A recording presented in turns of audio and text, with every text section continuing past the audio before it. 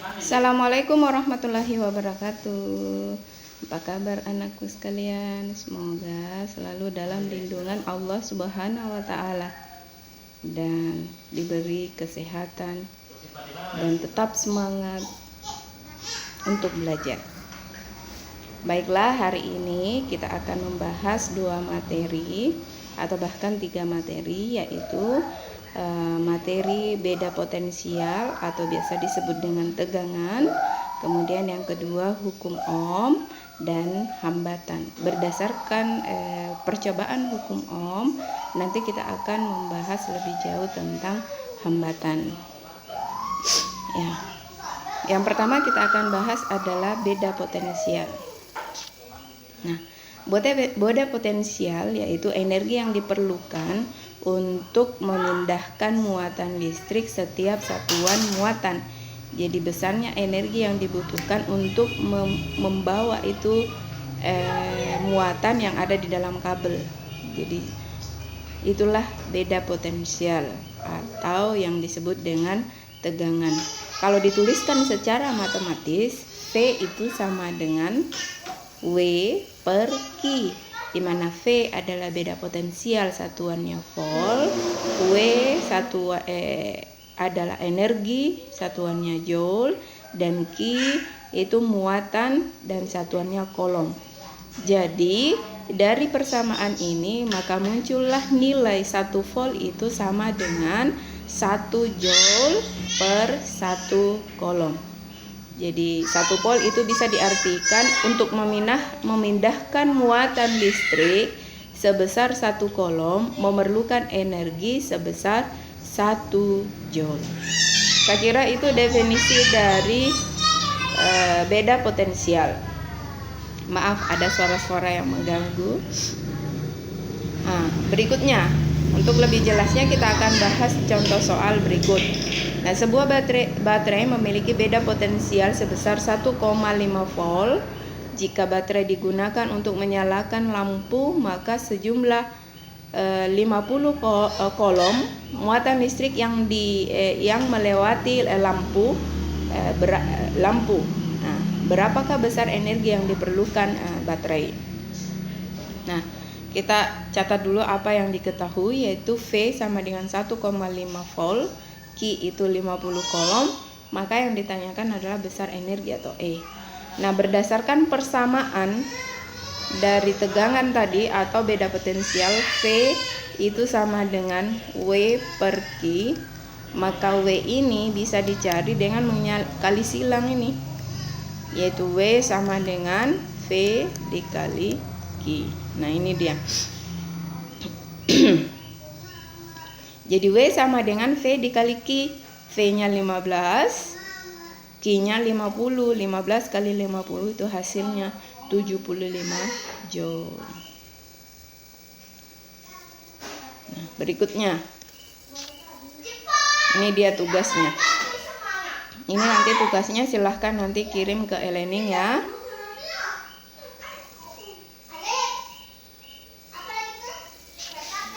Kemudian berikutnya pengukuran beda potensial. Kemarin materi sebelumnya kita sudah bahas pengukuran ampermeter.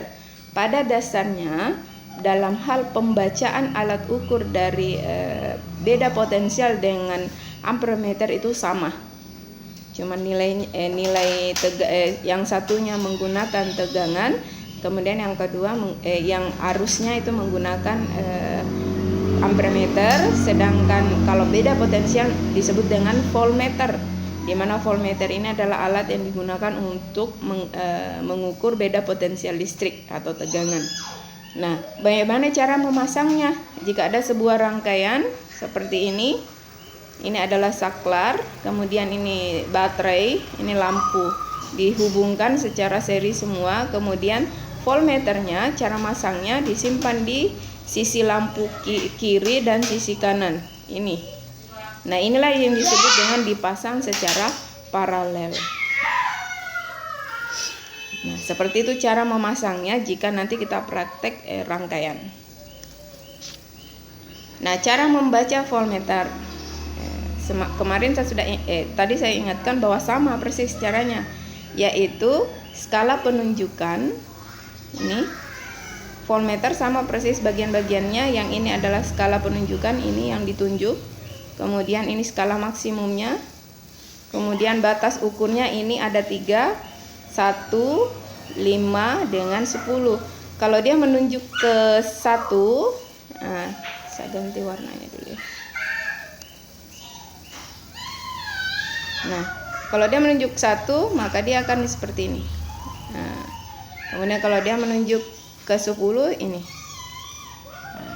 Itu batas, ini adalah batas ukurnya. Nah, bagaimana kalau berdasarkan hasil ini penunjukan di sini tadi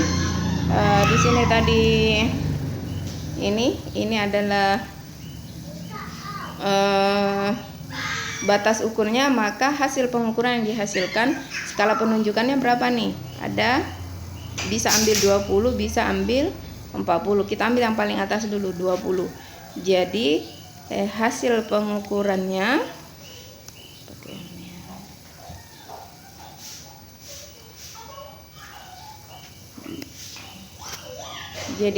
pengukurannya itu bisa dituliskan batas skala penunjukannya 20. Kemudian batasnya di sini yang paling atas adalah 50/50. Skala maksimumnya 50 dikali batasnya ini ya 1 volt. Berarti 2/5. 2/5 itu berapa ya hasilnya? 2 dibagi 5, berarti di sini 0, berarti 4. Berarti hasilnya 0,4 volt. Inilah hasil pengukurannya. Caranya seperti itu. Sama persis dengan mengukur arus. Nah, ini dia tugasnya. Ya, kemarin saya beri tugas yang ampermeter ini, sekarang tugasnya voltmeter. Ini batasnya nih. Silakan nanti sekalian dikumpul di e-learning bersamaan dengan tugas yang pertama tadi. Nah, sekarang kita bahas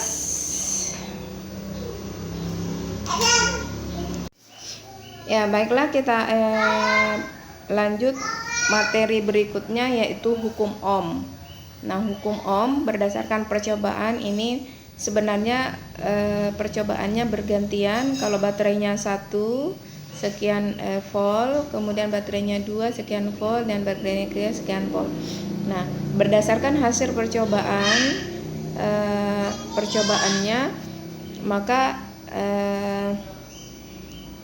dapat disimpulkan bahwa berdasarkan bunyi hukum Ohm itu berdasarkan percobaan, bahwa dinyatakan bahwa semakin besar beda potensial yang dihasilkan pada baterai, maka arus listrik yang mengalir pada rangkaian juga pun semakin besar.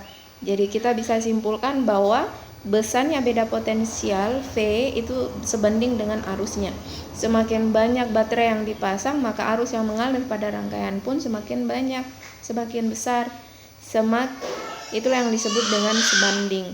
Jadi beda potensial sebanding dengan kuat arusnya. Itu berdasarkan percobaan hukum Ohm. Nah, berikutnya bagaimana hubungan grafiknya? Ini dia. Ini tadi berdasarkan percobaan itu dibuat grafik hubungan beda potensial dengan arusnya. Beda potensialnya 1,5 itu menghasilkan arus 0,2. Kemudian 2,5 kemudian menghasilkan 0,4. Jadi dia sebanding. Nah, di sini diperlihatkan bahwa nanti tegangan sebanding dengan arusnya, tetapi hambatan yang digunakan itu tetap. Maka bisa dirumuskan bahwa besarnya tegangan yang dihasilkan itu akan sama dengan arus dikali dengan hambatan, yaitu V sama dengan beda potensial, I itu kuat arus, R itu adalah hambatan, satuannya ohm. Atau bisa kita rumuskan R ini sama dengan V per I. Berdasarkan rumus ini ya. Berdasarkan rumus ini. Nah, V sama dengan I dikali R. Kalau R yang dicari, maka I ini akan berpindah menjadi pembagi, yaitu V per I.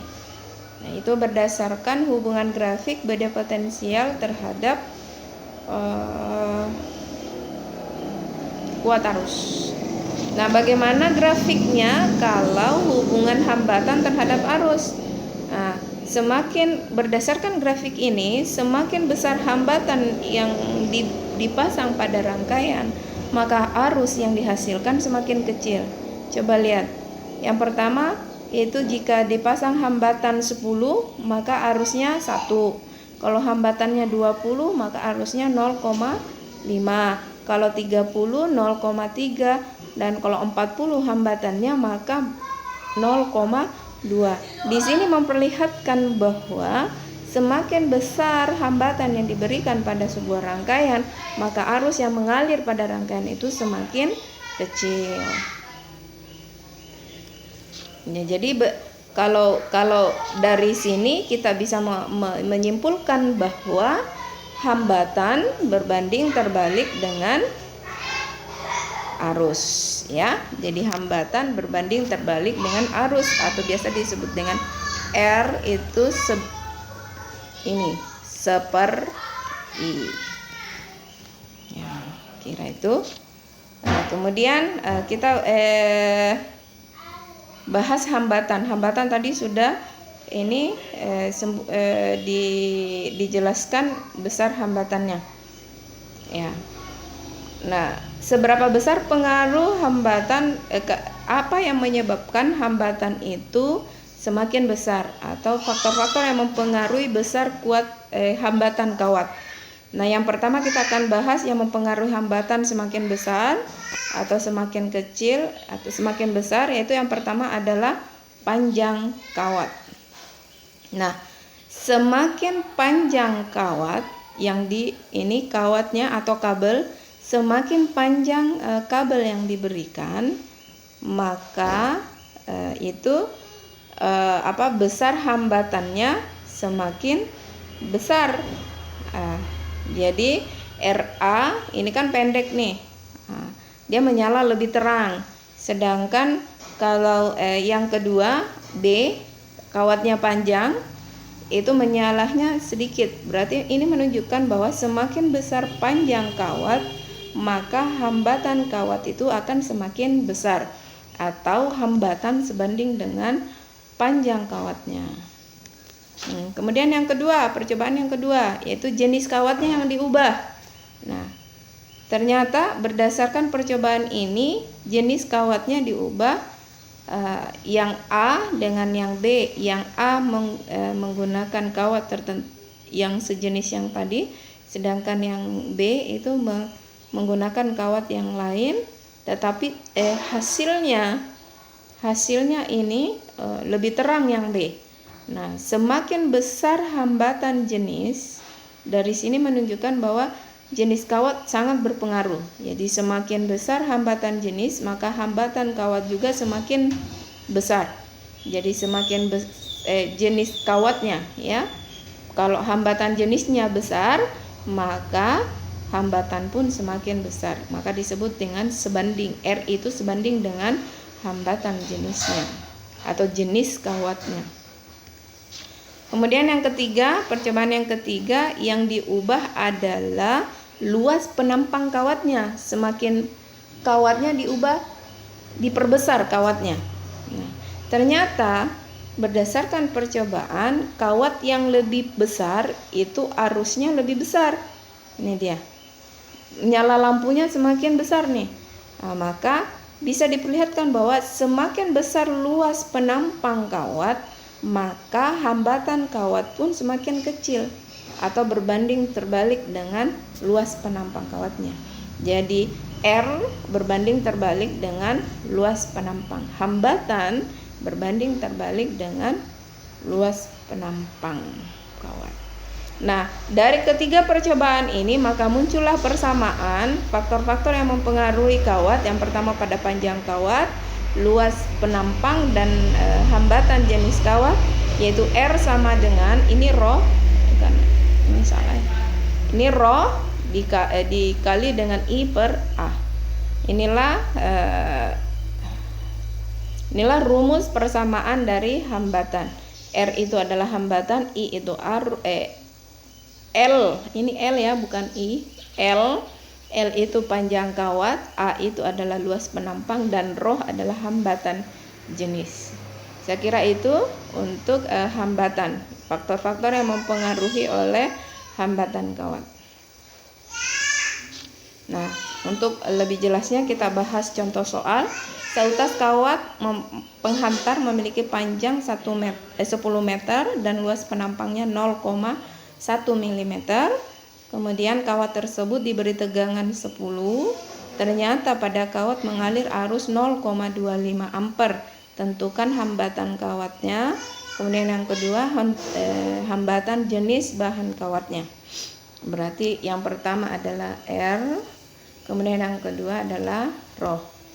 Nah, di sini kalau kita perhatikan soalnya ada tegangan dengan arus, maka kita bisa menggunakan persamaan yang pertama tadi, yaitu berdasarkan hukum Ohm, yaitu V itu sama dengan I dikali R, maka R itu sama dengan V per I ya. Tegangannya tadi 10, ini apa nih, arusnya 0,25. Nah, ini bisa menghasilkan 0,00. Ini kita ubah dulu lah, 10 dibagi 25 kali 10 pangkat minus 2. Nah, ini naik ke atas menjadi positif, berarti 1000. 100 dibagi 25, 4. Hasilnya ini adalah 40 ohm ya. Silahkan cari sendiri nanti untuk lebih jelasnya.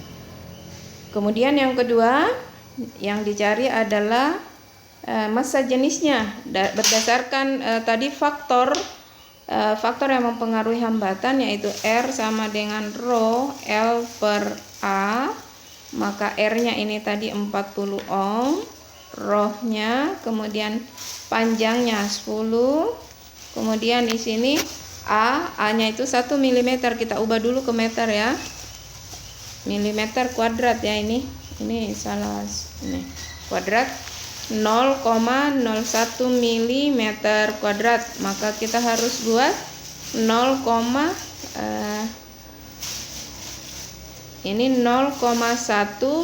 pangkat meter, berarti di sini diubah ke meter 10 pangkat minus 3, ini di pangkat 2 berarti minus 6, maka semuanya bisa dihitung 10 kali 10 pangkat minus 7, berarti di sini 10 kali 10 pangkat minus 7, ini bisa dicoret, 10 bagi 10 kan 1, ini kali silang aja, berarti rho itu sama dengan 40 kali 10 pangkat minus 7, atau bisa ditulis 4 kali 10 pangkat minus 6. Ini satuannya ohm per meter. Saya kira itu untuk pembahasan materi hambatan dan contoh soalnya. Inilah tugasnya. Ini bukan tugas 2, 3, ini 2, ini tugas yang ketiga. Silahkan upload di e-learning. Jadi dalam materi kali ini ada 3 tugas, mudah-mudahan mudah dikerjakan. Cukup sekian dan terima kasih. Assalamualaikum warahmatullahi wabarakatuh. Mudah-mudahan kakak mudah paham ya.